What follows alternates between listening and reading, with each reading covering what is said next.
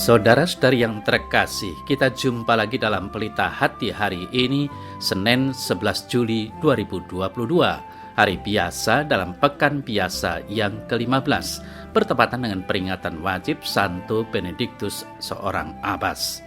Bersama saya Romo Thomas Suratno SC dari Paroki Cilandak, Jakarta Selatan, mendengar dan merenungkan Sabda Tuhan, yakni firman Tuhan yang tersurat dalam Injil Matius bab atau pasal 10 ayat 34 sampai dengan bab atau pasal 11 ayat 1.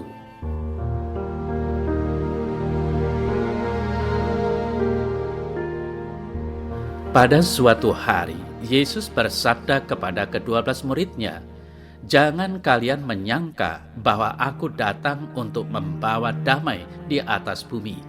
Aku datang bukan membawa damai, melainkan pedang. Sebab aku datang untuk memisahkan orang dari ayahnya, anak perempuan dari ibunya, menantu perempuan dari ibu mertuanya, dan musuh orang ialah orang-orang seisi rumahnya. Barang siapa mengasihi bapa atau ibunya lebih daripadaku, ia tidak layak bagiku. Dan barang siapa mengasihi anaknya laki-laki atau perempuan lebih daripadaku, ia tidak layak bagiku. Barang siapa tidak memikul salibnya dan mengikut aku, ia tidak layak bagiku. Barang siapa mempertahankan nyawanya, ia akan kehilangan nyawanya. Dan barang siapa kehilangan nyawanya karena aku, ia akan memperolehnya. Barang siapa menyambut kamu, ia menyambut aku. Dan barang siapa menyambut aku, ia menyambut dia yang mengutus aku. Barang siapa menyambut seorang nabi sebagai nabi, ia akan menerima upah nabi. Dan barang siapa menyambut seorang benar sebagai orang benar, ia akan menerima upah orang benar. Dan barang siapa memberi air sejuk secangkir saja pun kepada salah seorang yang kecil ini, karena ia muridku, aku berkata kepadamu, sesungguhnya ia tidak akan kehilangan upahnya daripadanya." Setelah Yesus selesai berpesan kepada ke-12 muridnya, pergilah ia dari sana untuk mengajar dan memberitakan Injil di dalam kota-kota mereka.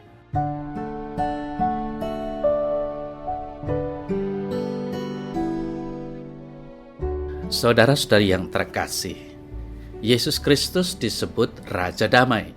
Dan kebenaran Injil harus senantiasa disampaikan dalam kasih.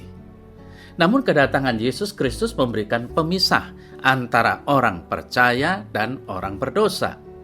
Hal ini tentu saja memberi konsekuensi akan adanya perpecahan dan pertentangan antara orang percaya dan orang berdosa. Perpecahan, penganiayaan, dan berbagai perlawanan akan menjadi tantangan bagi para orang-orang percaya yang menyatakan kabar sukacita Injil.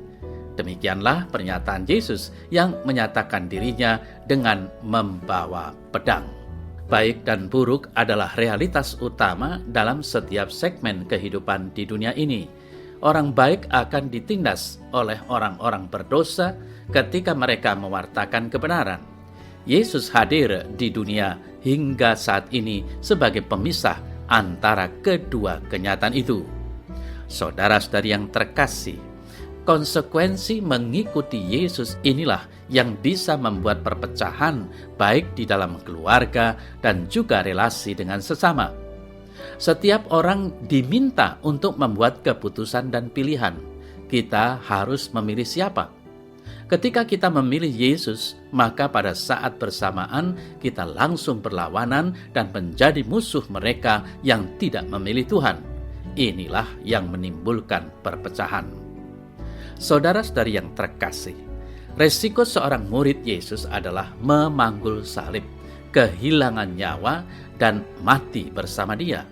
Menjadi orang Kristen, pengikut Yesus, tidak pernah berarti lantas nyaman-nyaman saja tanpa kesulitan.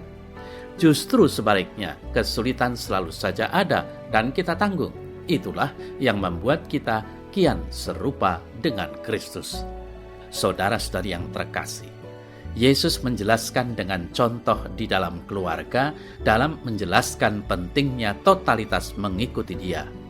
Yesus menghendaki agar dirinya menjadi yang terutama di atas segalanya. Ketika seseorang mengasihi keluarganya lebih daripada mengasihi Yesus, sebenarnya mereka tidak layak untuk Yesus. Karena mengikut Yesus dibutuhkan tekad dan komitmen untuk hidup secara total baginya. Saudara-saudari yang terkasih, para pengikut Yesus akan mendapat cercaan, makian, bahkan sampai korban harta benda dan nyawa. Hal ini dilakukan oleh orang-orang berdosa yang memiliki ketakutan bila kebenaran terungkap. Terkadang, keputusan dan tindakan untuk beriman kepada Yesus akan menimbulkan gejolak dan perpecahan baik dalam keluarga dan juga dalam masyarakat. Maka, orang-orang percaya kepada Kristus menjadi target kebencian dari mereka yang menolak Yesus, termasuk keluarga sendiri. Saudara-saudari yang terkasih, pesan Yesus tersebut langsung dicontohkannya. Setelah Yesus selesai berpesan kepada ke-12 muridnya, pergilah ia dari sana untuk mengajar dan memberitakan Injil di dalam kota-kota mereka. Yesus tidak takut untuk memberitakan kebenaran, meski dia tahu konsekuensi yang harus dia pikul. Barang siapa tidak memikul salibnya dan mengikut aku, ia tidak layak bagiku. Memanggul salib itu sama dengan menerima resiko yang sangat berat, baik secara fisik maupun psikis. Salib bagi orang Yahudi adalah tanda kehinaan, penghukuman, kutukan, dan itu berarti penderitaan yang amat sangat. Dan Yesus telah melakukan semuanya itu.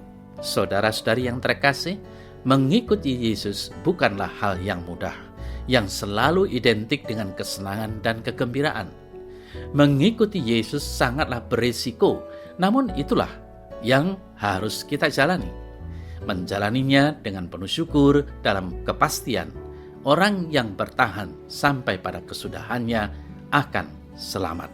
Matius 10 ayat 22.